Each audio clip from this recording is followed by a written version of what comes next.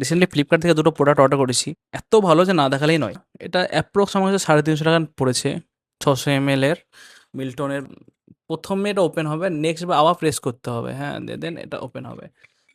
এটা এরকম স্ট্র আছে, ইনবিল্ট স্ট্র, আর ভিতরে এরকম স্টেনলেস স্টিলের।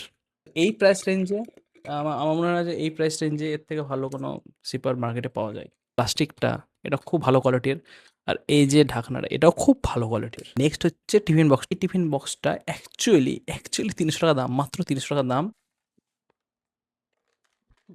এই প্লাস্টিকটা মানে ভেরি টাফ না, বাট ওকে।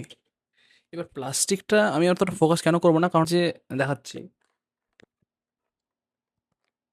যে ঢাকনাটা, এটার এগুলো রাবার, বেসিক্যালি এগুলো রাবার, ঠিক আছে? ভালো এটা রাখছে। মানে এই যে এগুলো আছে না লকগুলো, এগুলো যদি ইনকেস ভেঙে যায় তো আমাকে এক্সট্রা দুটো লক দিয়ে রেখেছে এরা।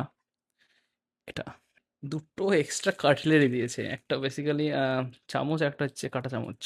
যেটা বলার সেটা হচ্ছে প্লাস্টিকের কোয়ালিটিটা খুব একটা 300 টাকাতে ভালো দেয়নি, মানে খারাপ দেয়নি, ঠিক আছে? আপনি মার্কেটের থেকে ভালো পাবেন না।